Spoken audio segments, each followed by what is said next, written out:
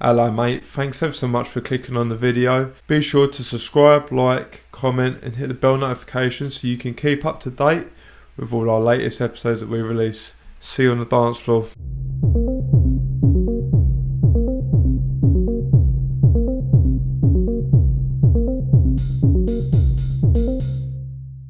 Welcome back to another Music Matters podcast, and today I've got Unmarried Woman. Thanks for coming along. Thanks for having me. Pleasure. Thanks for coming in. So, where are you from and how did your music journey begin? Well, I'm from Newcastle, north of England, as you know, northeast, and I moved out here 5 years ago, but not for music, but for my job.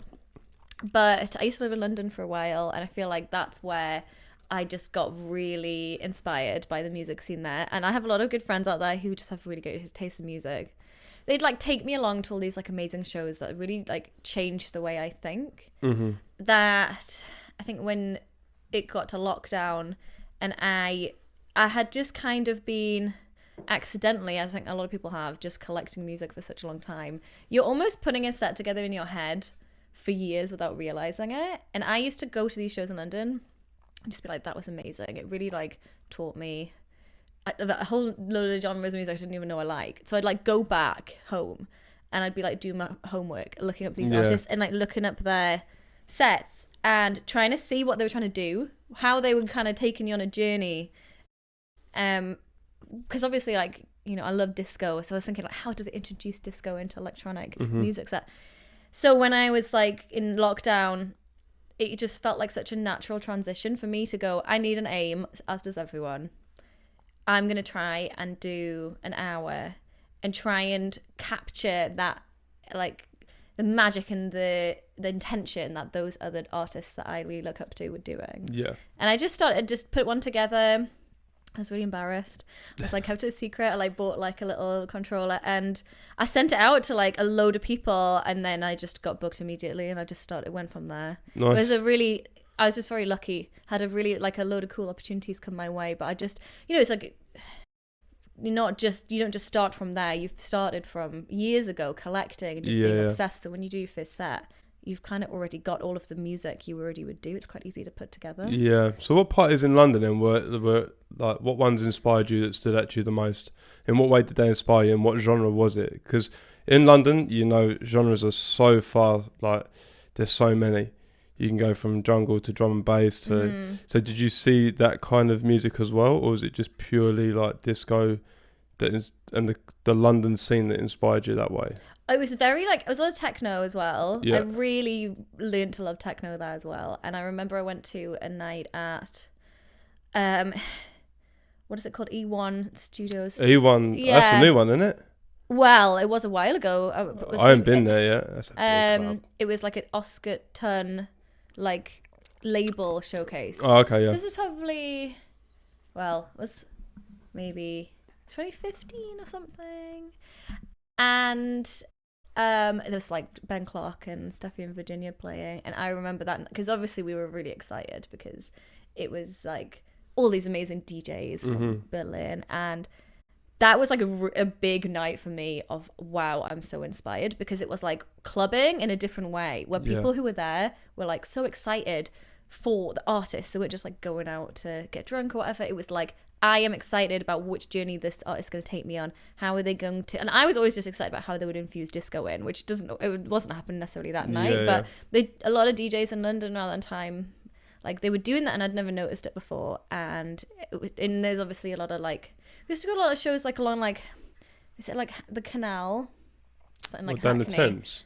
Oh, you mean Hackney Wick? Yeah. Oh, yeah. And there's a lot of like disco kind of shows around there. Cool. And that was just fantastic. And so just like, I was like, oh, wow, this whole new side of music and actually going out and clubbing, that can be really fulfilling and inspire you rather than going out and just like not wanting to remember anything. You just genuinely like, you know, the next day you're like, all you're thinking about is what were those songs and how did they put that together? I find a lot of people when they go like to them sort of clubs and they see them sort of DJs, a lot of people go on their own. Yeah, totally. Yeah, they go on their own because I've done it.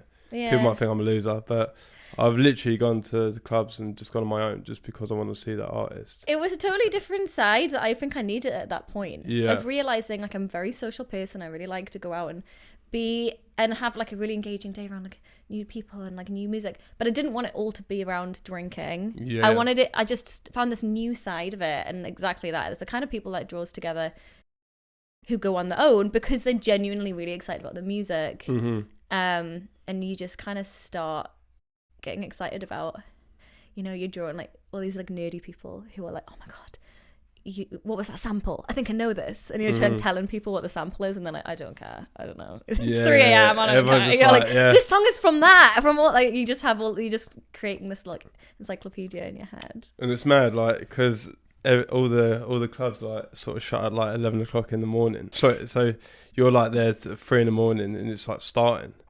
Yeah. And it's just like, okay, we're going, and 11 o'clock in the morning, it's daylight. And you're like, oh, it's a weird feeling. Yeah. I saw a meme like that, which perfectly captured it. And it was kind of like, like hearing a bird overlaid with some techno music. Oh, yeah. Kind of like a little crusty. Yeah. But it was a totally different experience for me. And like, hasn't really been like that for a while. Out here, it's not quite the same. But obviously, you can find like your niche, a version of it. Yeah.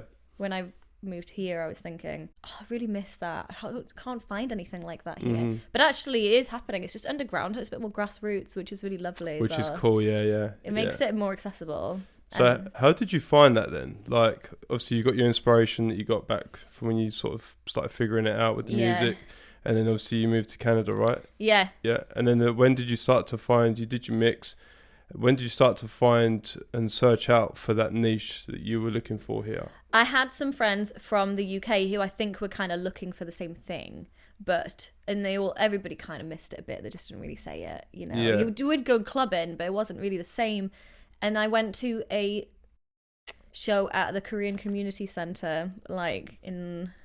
when was that? 2018 or something? It was like a Halloween rave or something. Did someone just hide the like? Yeah, really random, and it was so good. I was like, I haven't had music like this in ages. It makes me feel really at home. Yeah, and it was very inspiring.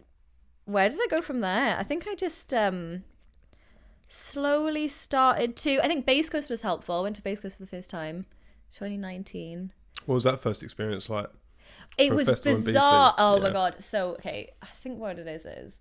When people who go to festivals here, they really dress up, right? But they put a lot of effort in the in, UK, you're basically like, first day you wear your makeup, and then the second day you're like, I've got my joggies on, I don't care. You know what I mean? Because you're like I'm just here to rave or whatever. Yeah. I'm not here to impress anyone. Yeah. But I went to that festival.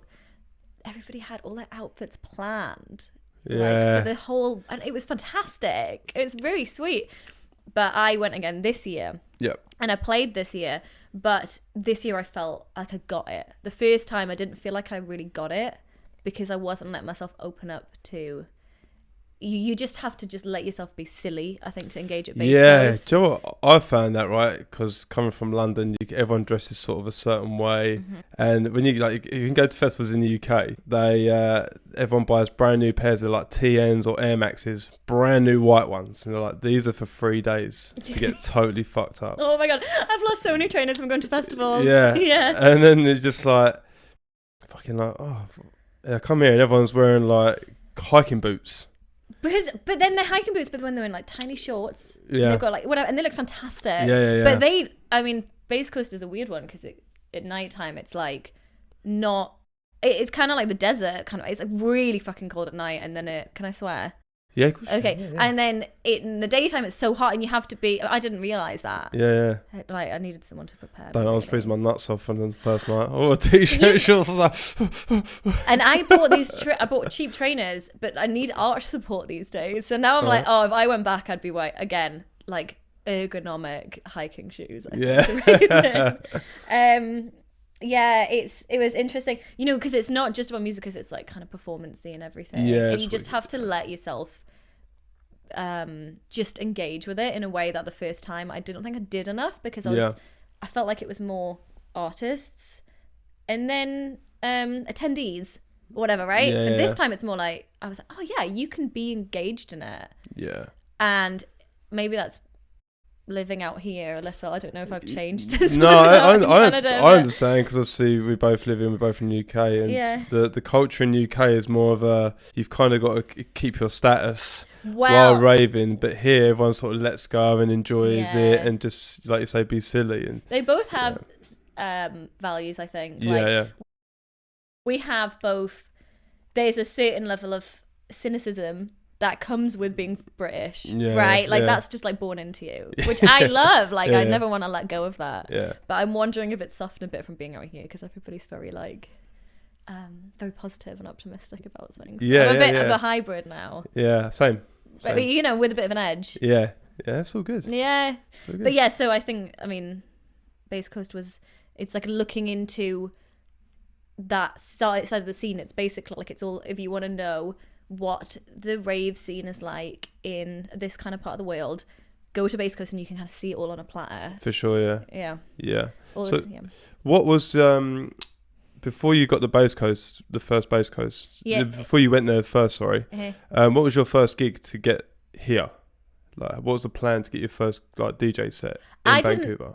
First time I went to Bass Coast was 2019. I didn't DJ then. No, you didn't DJ, but you got your first experience of that. So, like, of raving and figuring out the culture and the rave scene in BC. Yeah. As an attendee. Yeah. But what was your first like introduction to get yourself into DJing, like for your first DJ set in BC? So my first show that I did. Yeah. Oh, yeah. It was like it was like in lockdown. It was So I just started in lockdown, so it was more like I used to do it in my bedroom for my flatmate. Yeah. And it was like as soon as I got my first one, like as soon as things started to open. Yeah. I would do like a little like small thing. And how did you approach to get that? I was very lucky. Oh, okay. I had this mentor, Adam 2. Do you know who they are? Yeah.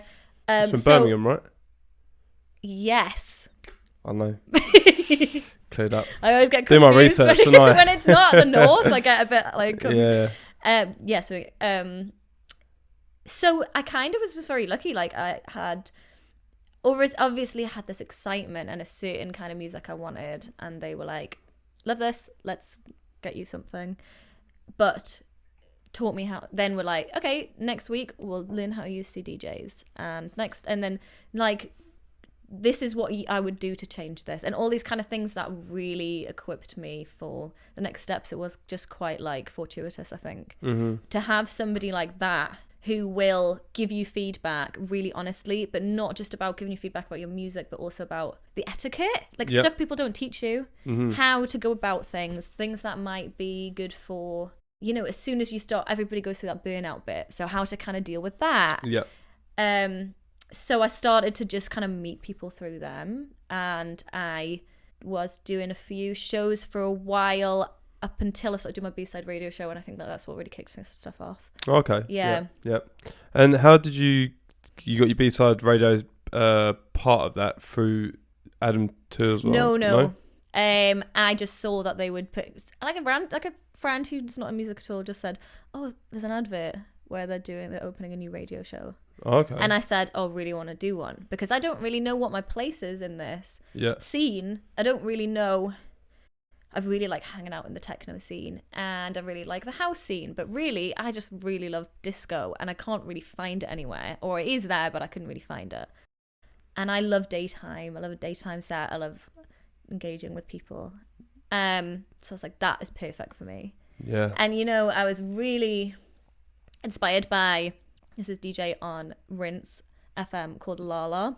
Yeah. Do you know who she is? Yep. From Glasgow. She did this radio show where she interviews people and gets different... Lala Selector on Rinse FM. Okay. And it was so... Like, I used to listen to it and just think the way she talks to people is just... She just supports other DJs, and she's just actually genuinely so excited to get people on. Yeah. I was like, that's my dream, to do something like that. She's so cool. She comes across really well. She's putting other people in the spotlight. This is what I want to do. So I didn't know what B-Side Radio was going to be, but I was like, this is at least something for me. And I remember just being like, oh, is anybody going to want to guest on this? Like, I was so embarrassed going around telling people. Oh, I've been there for this. Yeah. And honestly, who would have thought? Now I cannot get enough spaces to book people. Yeah. It like blew up really quickly. Yeah. And I found I was booked for a year before I knew it, but those first moments are like terrifying. But it very naturally happened for me because I think it was the right position. So got a bit about B-Side Radio then. So you've got your slot and everything like that. And did people first start coming to you, or did you start reaching out to people like for the first time? First time, yeah. I reached out to people. I had a couple of people in mind. At this point, I honestly only had about 5 people I knew I thought I wanted. Yeah. Who were friends and friends enough that I was like not intimidated. So I probably had like first 4 dates set. Yeah. And my friend Adam was like, he has a ton of DJs that I think would be good for it. And then they were like, when you really, really get good, these are the ones that you're gonna get. And I've ticked everyone off my list that I could ever want. So Perfect, I'm really, really happy with it. Yeah. But they did that. That was just one way of being a mentor without actually putting too much, not extending yourself. Like, here's some inspiration for you. And I just got better and better at reaching out to people without it being like really, really being intentional about who I picked, wanting to be diverse, wanting to be like keep it. Like last year in the summer, I had only women because I realized after a while, like accidentally you get too many men on for a while. So let's make sure we keep this intentional. And so I've gotten better at it and it became more natural. But at the beginning, I was just like, I have quite a few friends I know will be good. And I just kind of got them. But actually, I didn't even think about telling you this. I used to do live streams from my back garden before in lockdown. Okay. So that was it was a kind of like a little precedent to the radio show. Was that like a Twitch thing? Yeah, I have my downstairs neighbour is a professional comedian, stand-up comedian. So she got people around in the back garden. We'd do like who was it? Me, Xander, Adam 2, Roman Candle, who no longer lives in Vancouver. All day disco. That's and then sweet, she would do emceeing in between of stand-up comedy, and it was like my dream. So we do like that kind of thing because I just loved it. I love hosting people. Yeah. So yeah, it kind of just felt like, okay, I loved in these streams and know exactly who I'd already get on to do my radio show. Wasn't too hard a transition. Okay. Yeah. Sorry, good. I can chat for ages. Yes, you carry on. Yeah, it's all good. Yeah. I'll waffle on all the time. Listen, chance to talk about myself. What a dream. Yeah. So when you you got your B-Side Radio, did you interview people as well? Yeah, I do like a little segment, mainly because I loved that. That's what Lala does. Yeah. I just thought it was cool, and I just think it's like a great opportunity to get to hear what these DJs actually sound like and hear a bit from them. And was you able to play whatever you wanted? When I first started, I was like, this is a morning show. It's supposed to be brunch vibes. Oh, okay. So I like always provide mimosas and then I'd have people over. It's supposed to be like a nice way to fight the Sunday scaries, do something on a Sunday.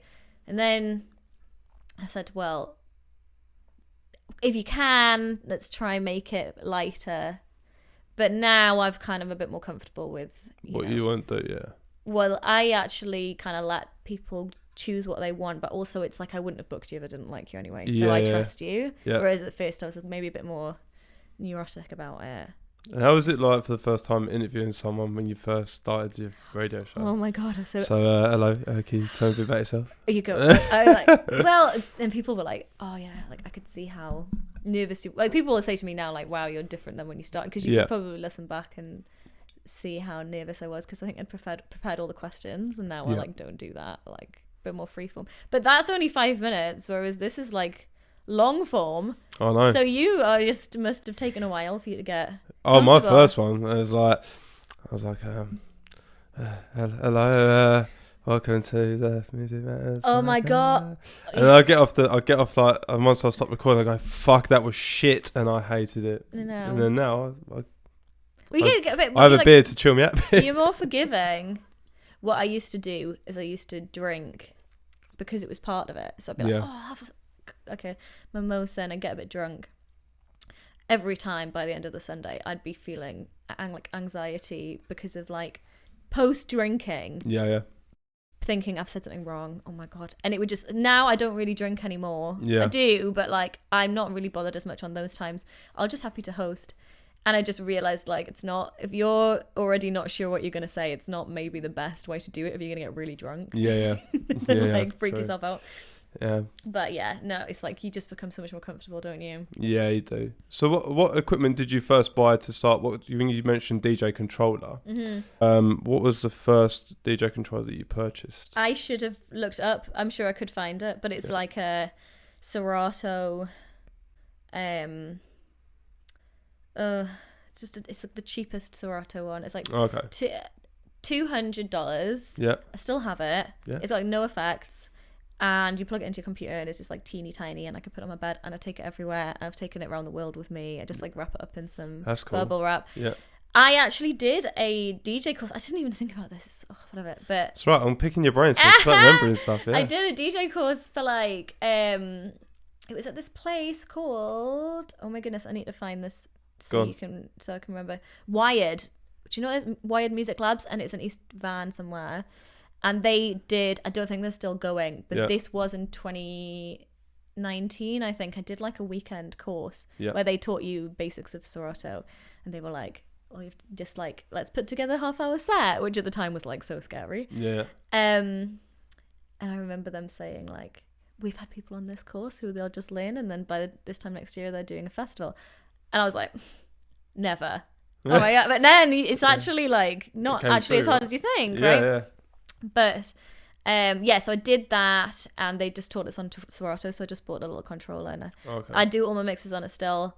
Mixes that I record, I do on it. I take it everywhere. I like that it doesn't really have effects because it keeps me it challenges me to mix in more interesting ways, very like intentional, and I'm trying to be very like, I'm trying to make sure like the keys are matched. I'm trying to make sure that samples work over each other. It's a bit more. I find it more creative, but I love it personally, and I don't think I need. I did have a full setup before I sold it recently, but I still will always cling on to my little controller. Yeah.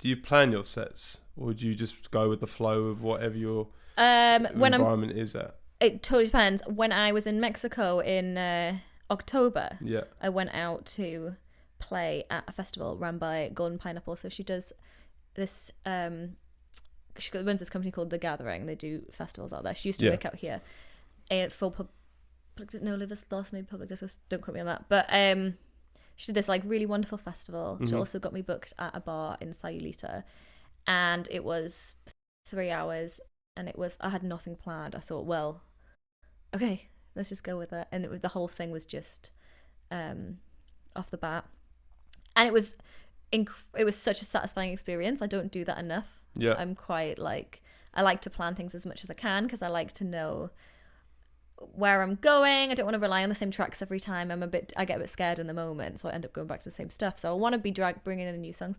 But that was like, it was almost more satisfying because I was working with the people, and I was like, every time I go through house and techno, I want to be about 4 tracks away from taking it back to disco. So I was like, okay, planning ahead, like how can I get back to disco in 20 minutes and then get out of disco again, right? And so I'm realizing I can change it up a bit more now.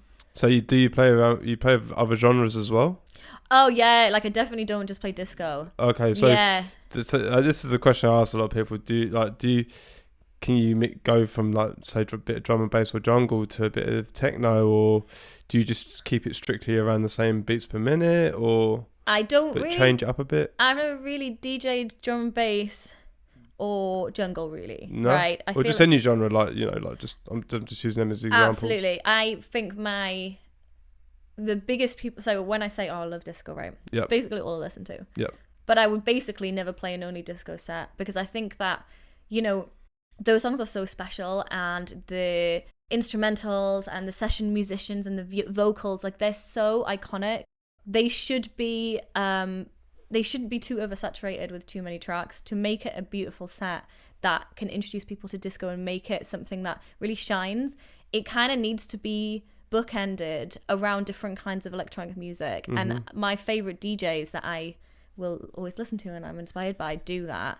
And I think that is like such craftsmanship in DJing, managing to do that. And it's the best way to introduce people to different genres. Yep. But also you're really highlighting the quality of each selection when you do that, as opposed to if I get booked to like Fox Cabaret disco night, of course I'm going to do disco, Yeah. and that is also fantastic. But if I'm just being booked for what I want to do, I'm really trying to run through different genres in a very coherent way. But I would never stick to just No, so you're taking people on a journey, Mm. but you're defining your sound when you do that, right? Absolutely. Yeah. And I think it's like I would never ever play a song, a single song, where I'm not completely obsessed with it. Yeah. So even if it's one of the songs where it's a bit more minimal and I'm putting it to the side of the disco track, I have to be obsessed with it, because as soon as I fall out of love with the songs I'm playing, or I'm just trying to use a filler track, I don't enjoy DJing anymore. Like, I want to feel like I can be literally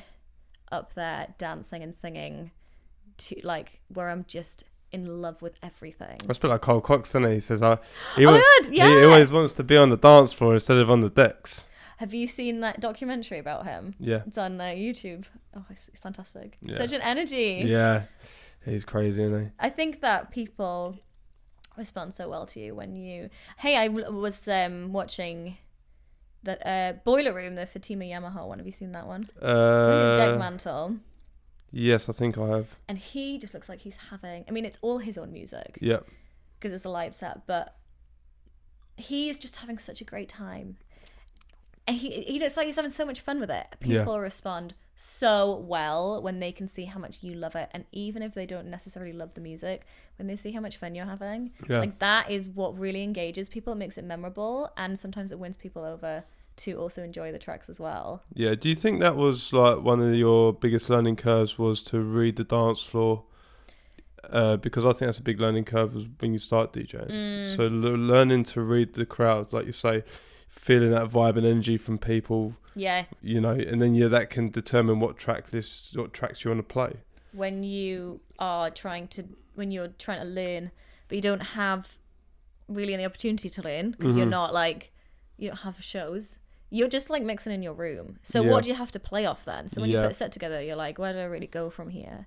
A lot of those sets I was listening to in my room after listening to them in the club, you know, I was listening to them as if they've been constructed how I was doing it, but actually a lot of them were just kind of responding to the crowd, and they were a lot more natural, and it's kind of a lot more organic, and I was trying to recreate something that was organic, which is still something that I do when I don't have an option to.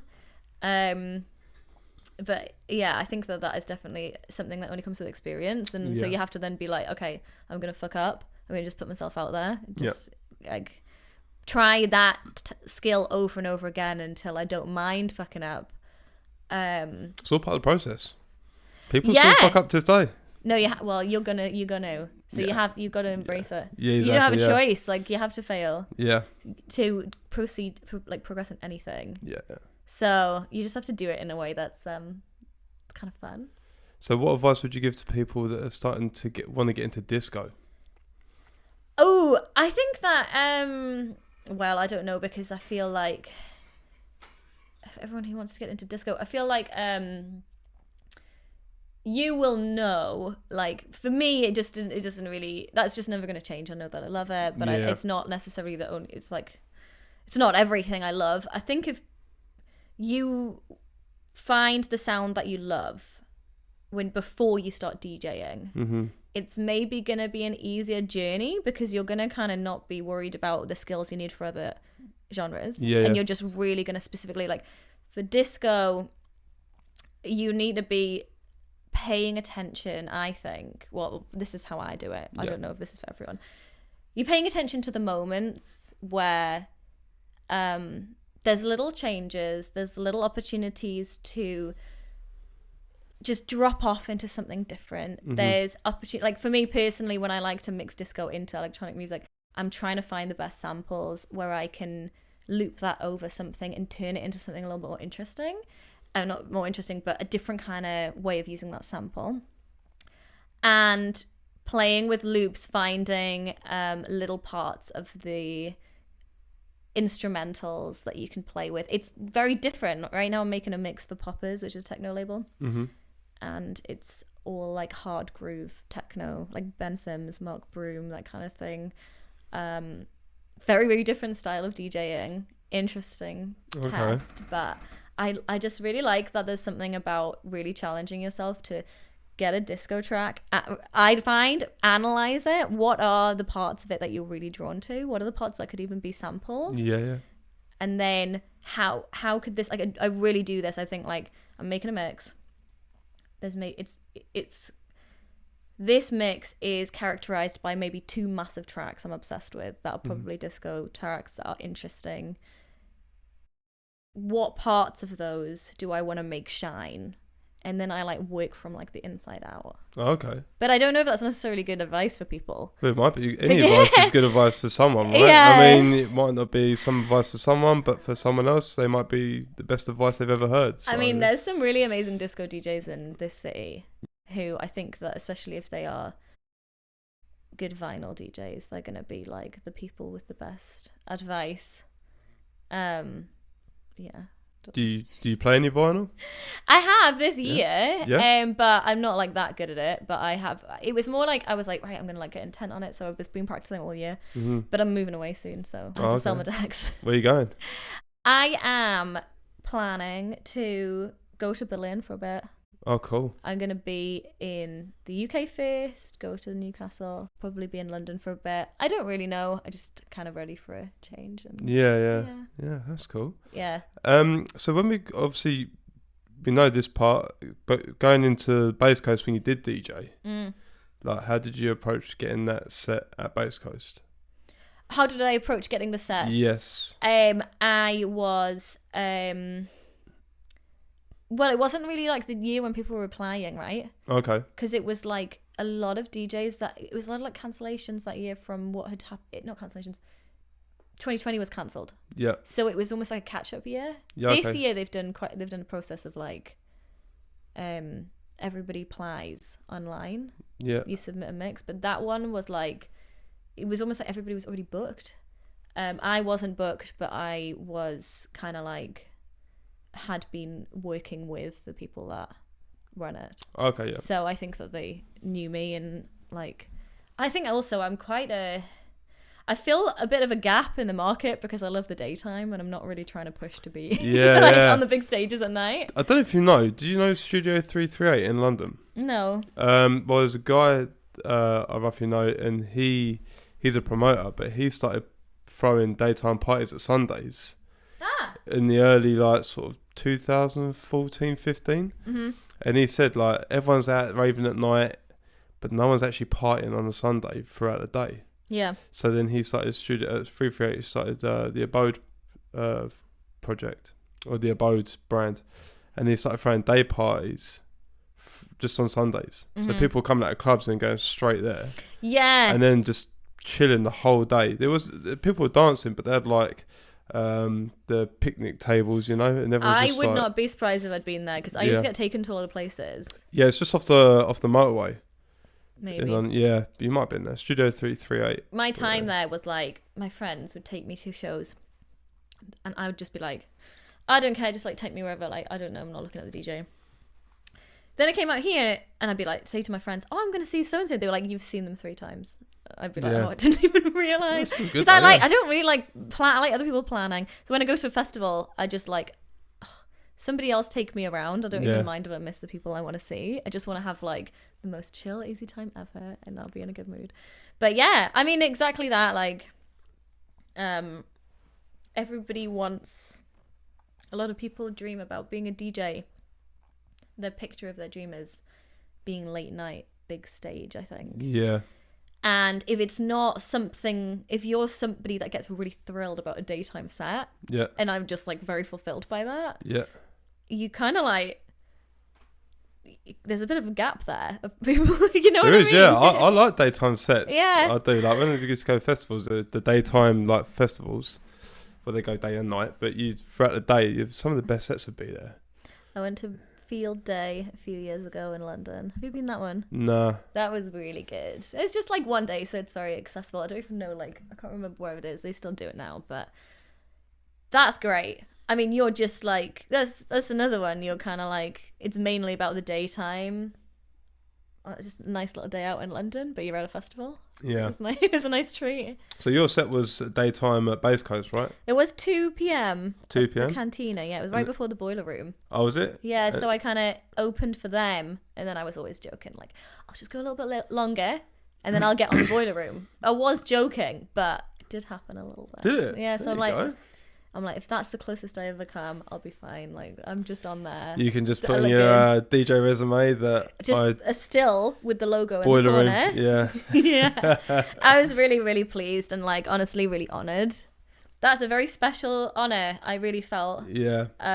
You know, for me, it was a really amazing feeling, and, like, I've always been obsessed with Boiler Rooms. Yeah. And to be able to open them for them felt like, I don't know, I just felt like shocked that people would really, like, give me that opportunity and, like, put faith in me like that. And I was really happy with the set.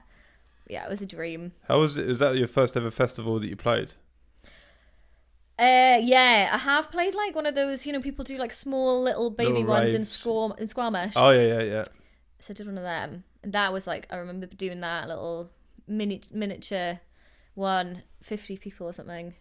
And I was like, there wasn't any, there was, like, me and one other guy being DJ, so I DJ'd all night, and I was like, this is, now I'm a real DJ, this is what it feels like. Yeah. I just played that off the fly all night, that was fantastic.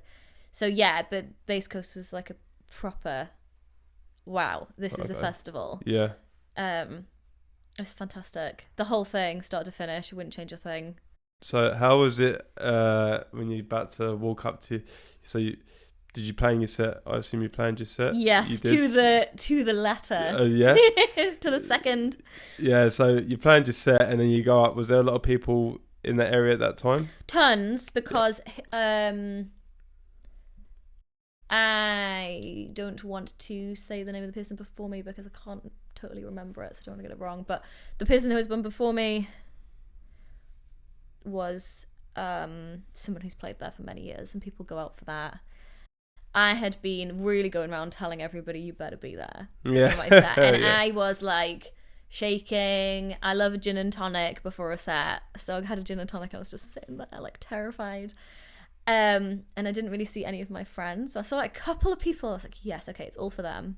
I don't know if you've ever seen, oh my God, did you watch Peep Show? Yeah. You know that bit where they're doing they play Christian rock festival, and he's like, there's only one guy dancing. And he goes, it's all for you, man. This is all for you. Like, I think that in my head every time I'm only seeing one person dancing. I'm like, it's all about you. And I sat there. I was so nervous. But what I was told was, you should be a healthy amount of nervous before a set, because if you're not, it doesn't mean enough to you. Not like it doesn't mean enough to you, but, like, you need to have, like, a little bit of a rush to kickstart you in to do something successful. Yeah. And I feel like I need my hands need to be shaking just a little. I need one drink. Yeah. Otherwise, I'm not going to feel, like, that satisfaction. And I was terrified, and they literally changed to the CDJs, like, right in front of me whilst I was playing, because I couldn't see anything because it was too dusty and it was too bright and it was all very stressful. But I just, like, as I looked around and the tracks hit that I had been planning as just, I mean, I listened to these tracks over and over. I know every single word, especially the vocal ones. Like, I like to put a vocal one in every, like, 5 tracks. Yep. I know every word of it. I'm singing along just as I would in my room, and I looked around and it was just all these wonderful people around me, that, like, people I knew, but tons of people I didn't know, and tons of people did, and I just felt like this is heaven. Like, this is that moment. Like, this could be, if this is the last show I do, that's fine, because it was just everything I could have wanted, and it just felt like they can see how happy I am, and it just felt great. Well, if you're happy as a DJ, then the crowd's going to be happy, right? Because you see a lot of DJs, they DJ like their head down, they have no, like, sort of excitement about them, right? And some are over the top, and you're like, God, wind it in a bit, mate. Like, but do you know what I mean? Like, some of them are really, like, you can tell if something's authentic, though, as well, can't you? Yeah. Somebody told me that if you don't see people dancing out there, as somebody who's, like, a big DJ who tours all around the world, because you get this fear, like, if you don't see anyone dancing, you think, oh God, how am I doing this wrong? She said, if I go to a different part of the world where they don't play that same kind of music, sometimes they just need to see you dance so that they can almost be taught how to dance to this kind of music, because they're just not trying to be rude, they just genuinely aren't sure how to dance. You're there to guide them, and you have to get into it, because you're almost just like, this is how I dance to this, and you sell them on it, and you can start to see people like pick up on it. It's really nice. It's a really nice way of looking at a situation which others might consider maybe a bit of a failure, of like, oh god, no one's even dancing. It's like a nice way to twist it. Yeah, it was fantastic, and like I always want to feel like I can really get in and enjoy it, even if nobody else is dancing to it. At least I love the song, so don't worry about it. I'm having the best time. Well, that's the thing. Like I say, if you're enjoying it, a lot of the time the crowd's gonna follow suit what you're doing, and they're gonna enjoy it just as much, right? Yeah, I mean that's a great crowd there though, and the one in Mexico was great too. The one at Base Coast, people they love it. And they're really sold on it. You know, they really appreciate it. Yeah. After all the time in Vancouver, when the weather's crap, they are like all in. So it's a great crowd to be around. So they make it easy. But when you was in Base Coast and you was like started your set, you had your gin and tonic, you sort of calmed down. Yeah. Well, halfway through your set towards the end, was you very comfortable? Yeah. Yeah. I think probably halfway. Halfway, yeah. No, actually, 3 songs in. Okay. Honestly. Yeah. I remember just thinking, this is going great. Like, everything's going fine. I know what I'm doing. Don't worry about it. I've done this enough times. I just knew that the set I'd created was everything that represented me. That's so good, I didn't really worry, because I knew I was excited about every song. So I was like, yeah, I can't wait for that next one. I didn't find it that nerve-wracking the whole time. It was just the beginning. That's good.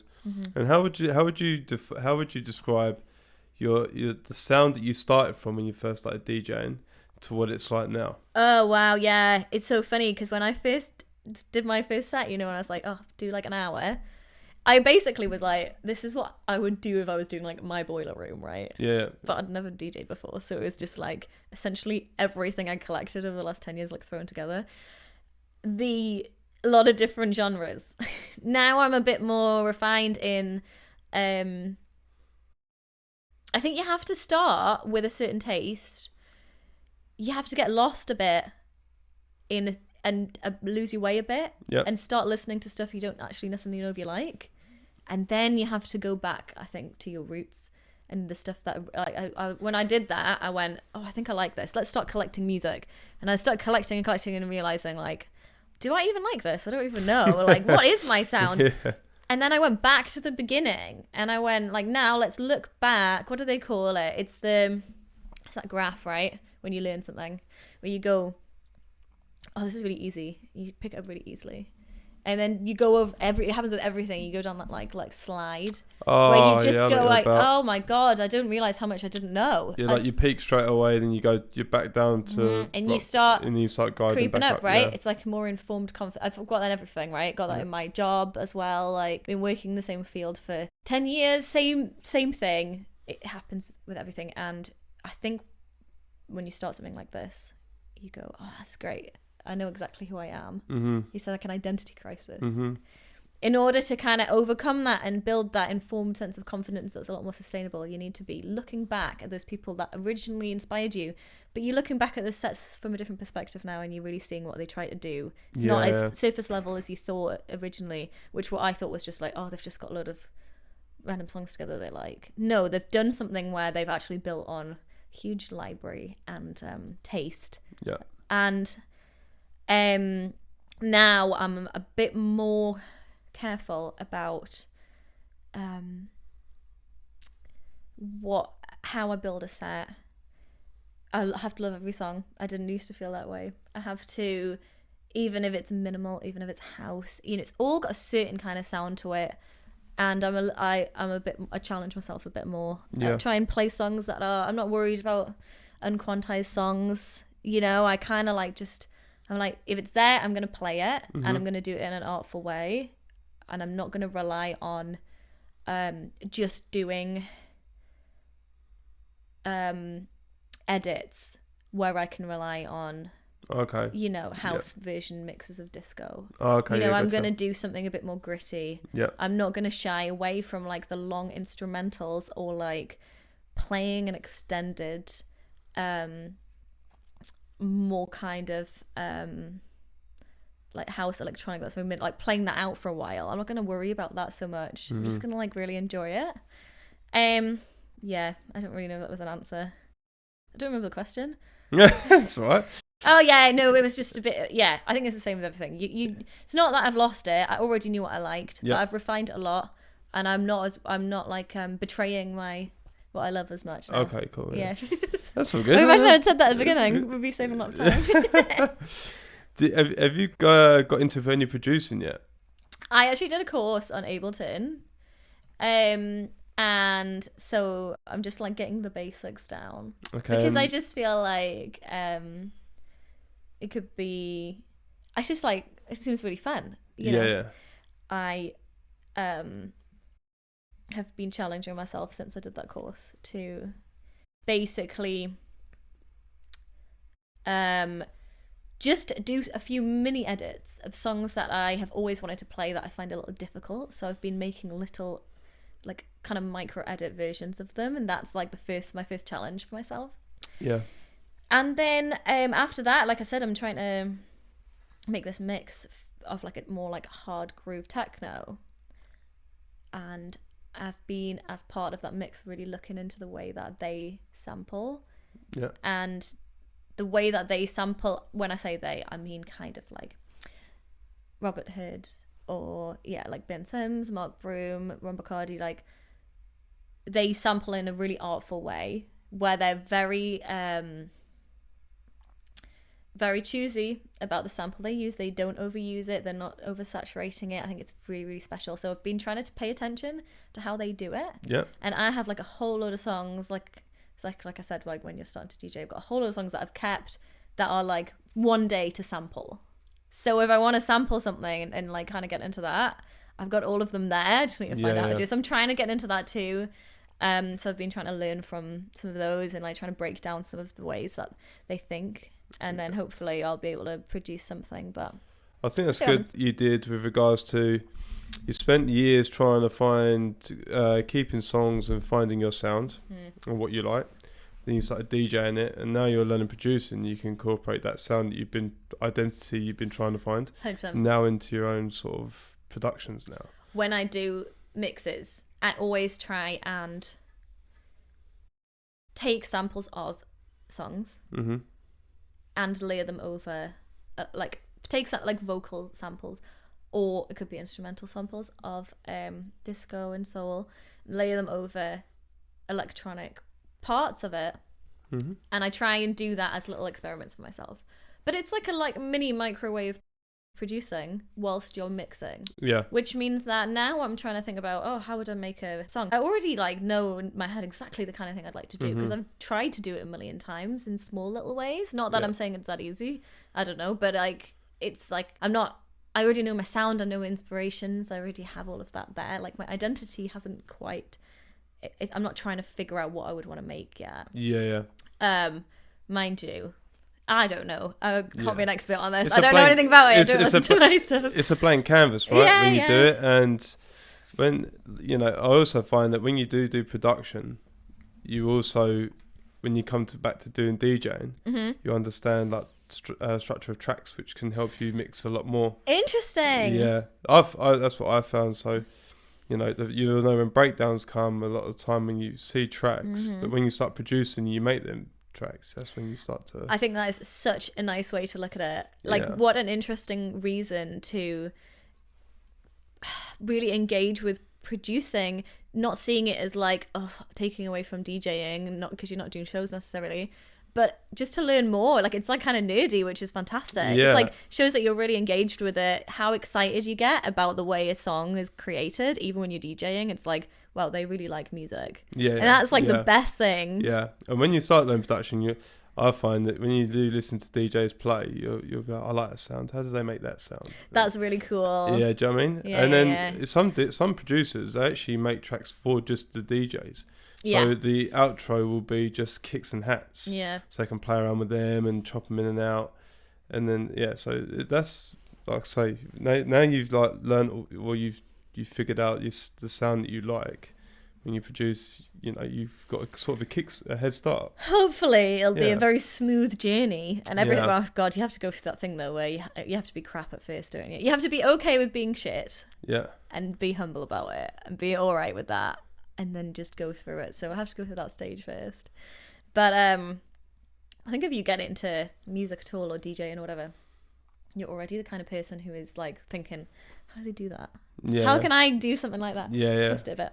So if you're getting into producing, you already have that mindset because you're the kind of person who's already wanted to take things apart a bit. Exactly, yeah. Like have like a good look around. Yeah. I mean, we'll see. We'll see what happens, but it could be a fun journey, and I feel like I've gotten a lot from the scene, and like being engaged with DJing has been amazing. So hopefully, we'll continue to be that way. Yeah. So what sort of advice would you like to pass on to people that you've learned that's benefited you, that could benefit them? Well, I think first of all, like I say, I've been very lucky in having had people around me who have mentored me in different ways. They might not even see it as mentoring, right? But in some way it is.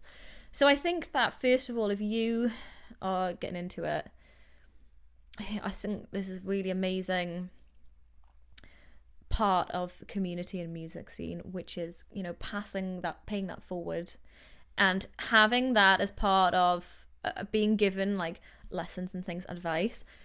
When I get that opportunity, I'm very much subscribed to the mentality of like paying that forward where you can. Can you do that by financially paying it forward?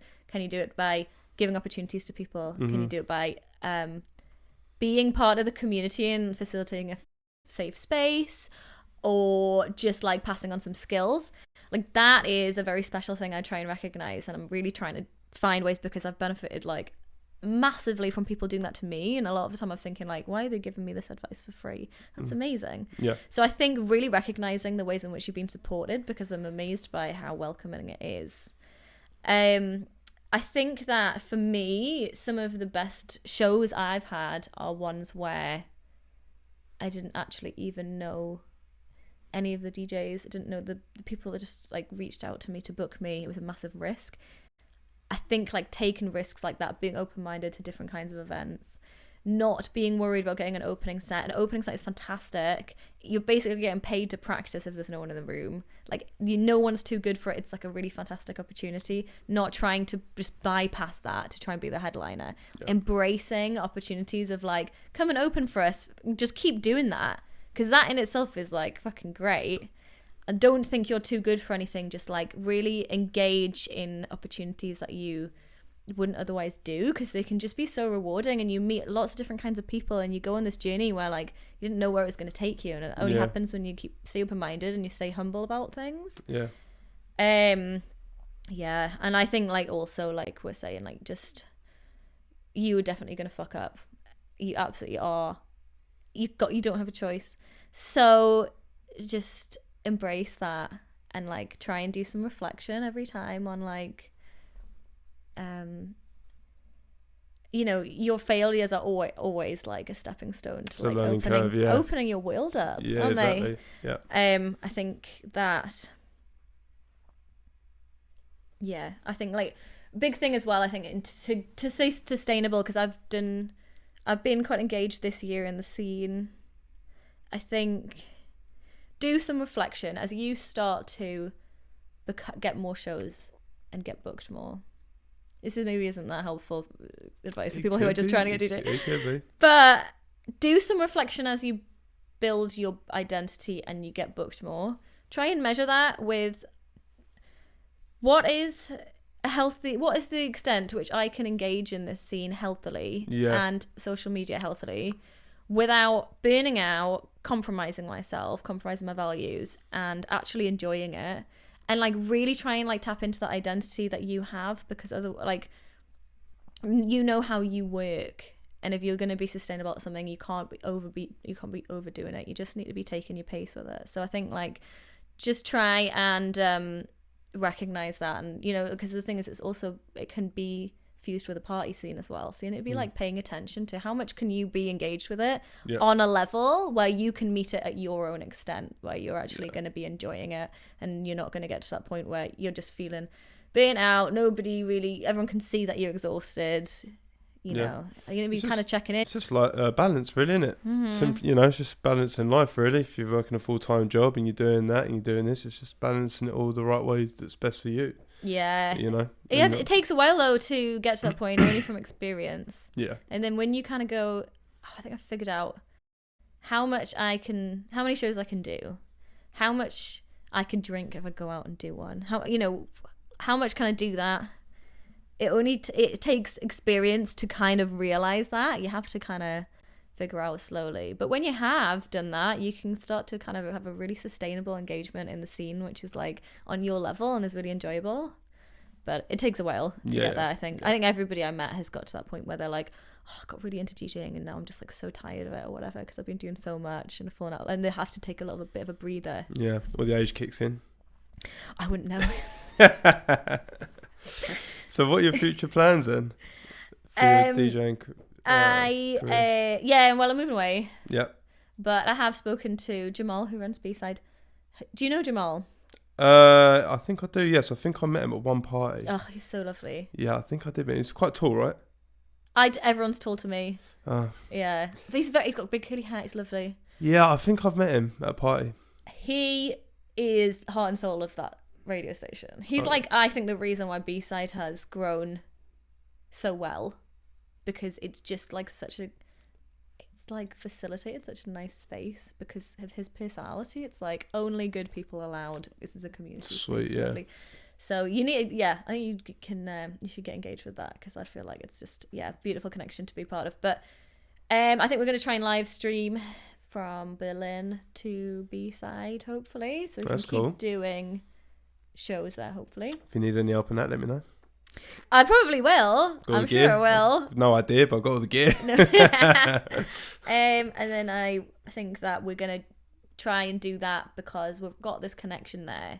And it's nice to be able to connect Berlin DJs with Vancouver DJs. Like, that's always why I'm trying to do it with this, right? Yeah. It's just, I think what you do is so sick because it's like you clearly... you have such like a great energy where you're just thank you. You're just like very genuinely, authentically interested in what people are doing, and you're just like, let's create a space to talk to them. But it's like there's not many things like that. It's always I appreciate it. It's wonderful. I think I've bore myself to sleep when I talk.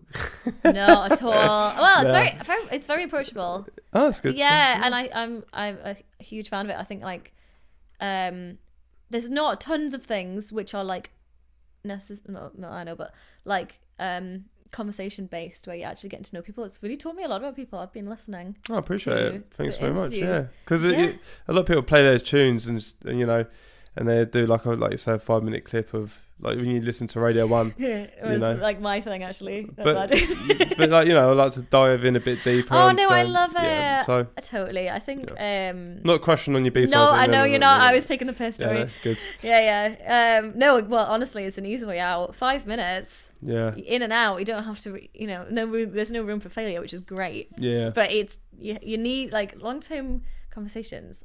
I was listening to Siv's her interview on here. She comes across so well, and she's so interesting. Like hearing the way she thinks. I was just like a lot I can learn from somebody who. Why would they give information away normally? Yeah. Yeah. It's like just allow yourself to like allow these people to open up a bit. What were questions? Oh yeah, so hopefully doing something like that. Yep. Great to have the contacts. No point leaving here and throwing everything away. If you've I feel like I've built up this really amazing archive of artists on my like Unmarried Records kind of space now. Very, very proud of it. Very like honoured by the people that have joined. So try and utilise that. Hopefully keep something going with that. And I also just think honestly like there's different reasons I'm moving away. Just kind of like ready for next adventures or whatever. Mm-hmm.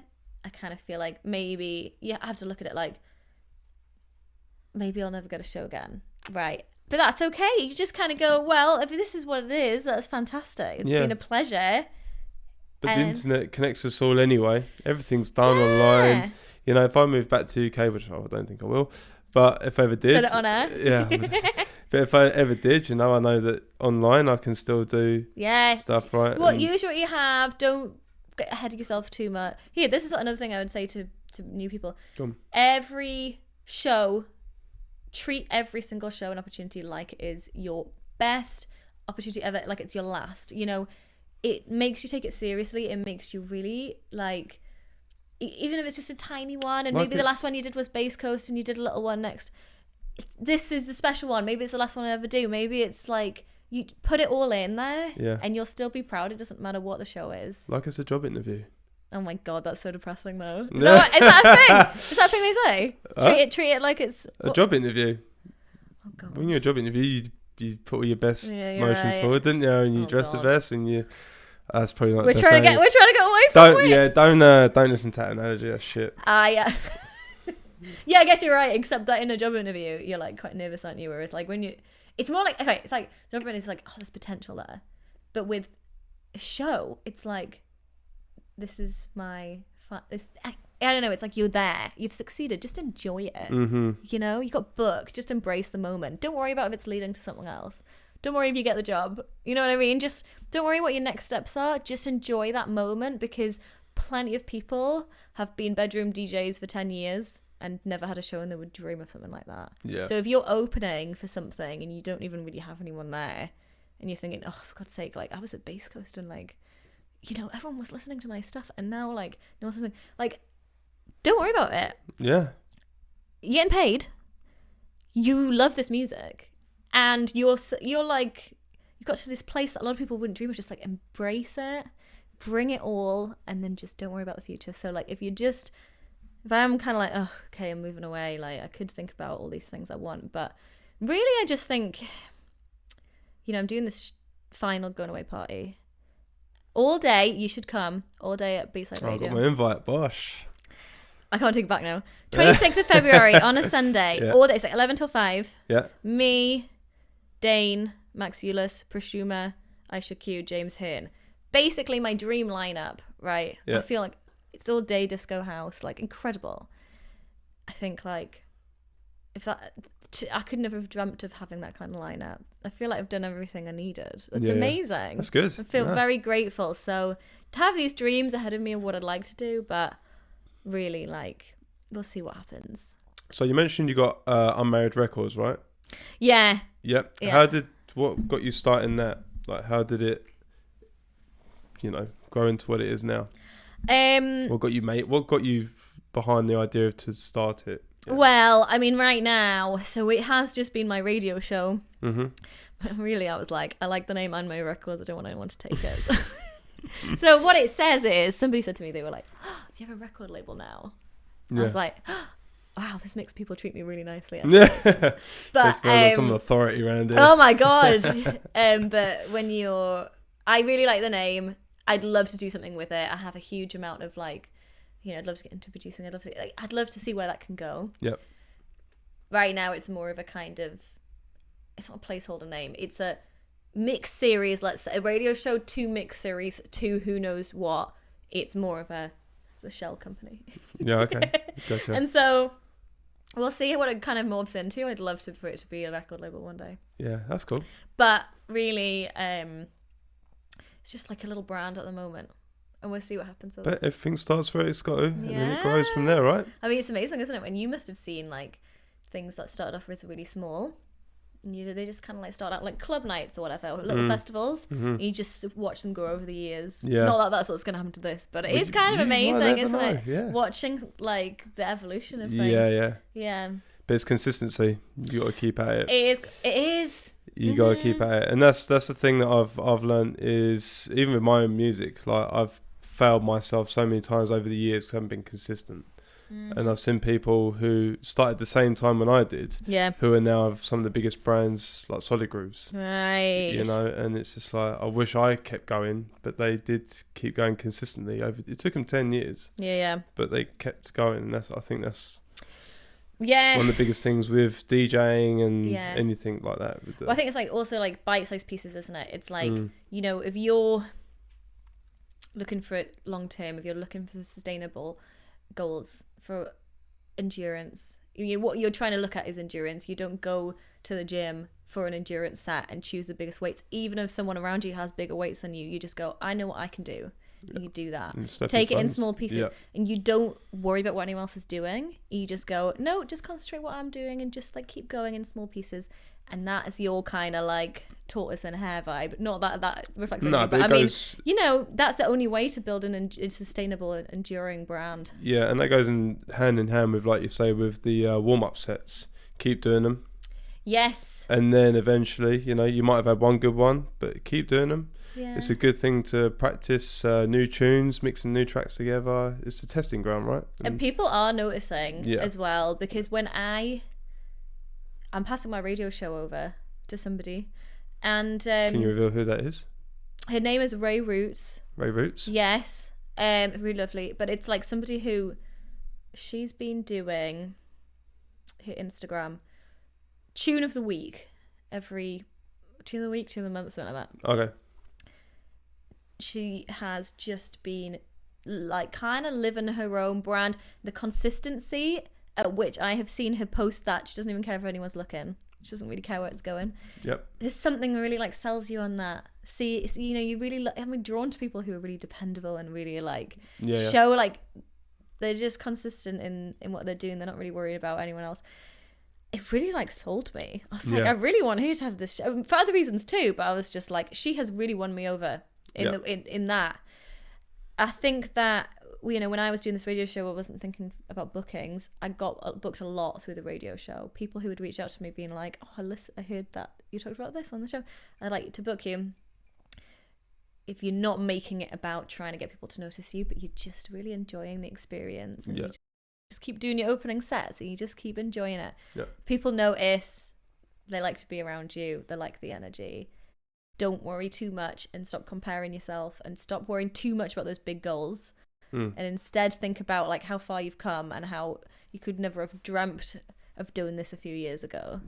And just kind of like embrace that and like practice gratitude a lot, but also go like, whatever I'm doing, it's got me this far, so it must be working. So just keep doing what you're doing at this pace. Okay, that's good advice. Well, I think there's advice in there somewhere. There's advice in there. Don't you worry. You might have to kind of dissect this a bit. Yeah, that's all good. So before we brush up, is there anything you want to plug away? Like anything for? I know you've mentioned your Trezor thing and your B-Side Radio. You're passing that over. Is there anything else you want to plug? I am doing how many shows? 4 shows this month. So I'm doing one called Betamax mixed with hoses, and it's by Neighbour. Do you know Neighbour is the DJ who's running this night? I've seen the name float around. I'm doing that next Friday, 2 weeks on Friday. I'm doing the Vancouver Mural Festival, a winter arts festival. The B-Side Radio doing like a little showcase. Okay.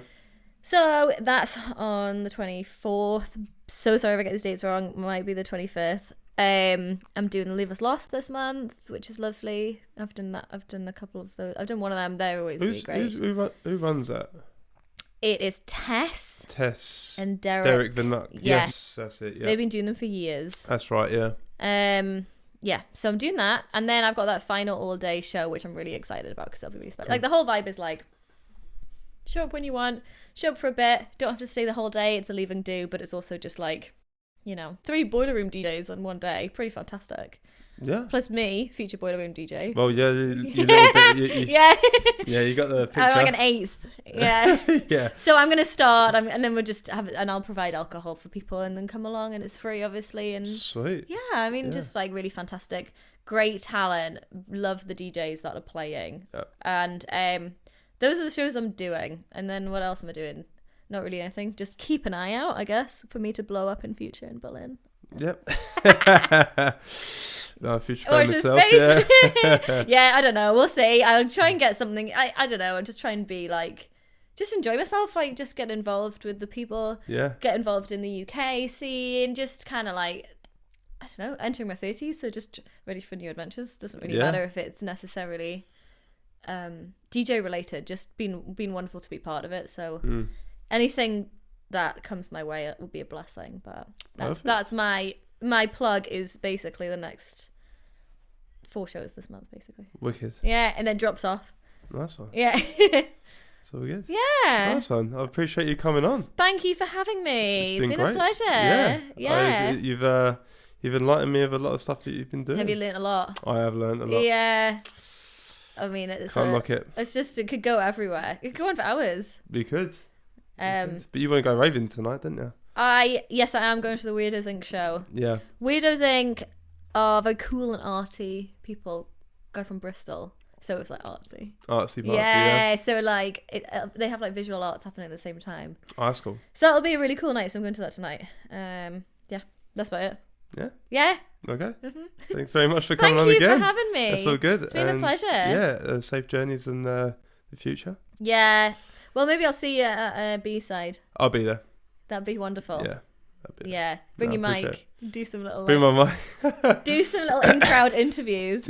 Yeah. I'm a bit nervous for that. No, I think you'll be fine. Yeah? You're very natural. Yeah, you think so?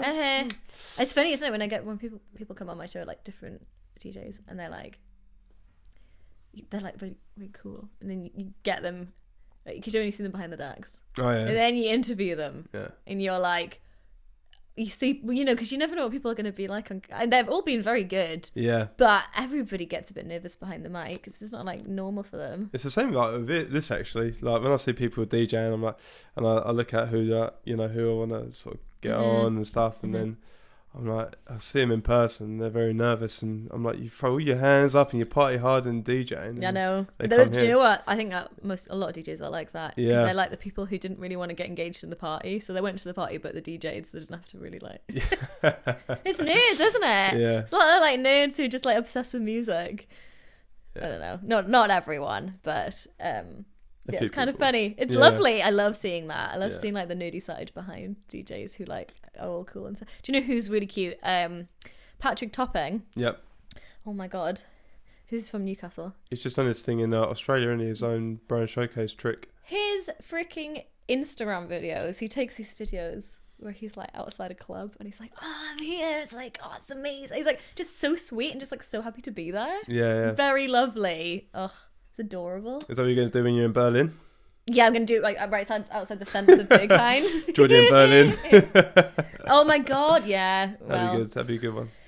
So yeah, anyway, thank you very much. No, it's all good. It's all right. Cheers.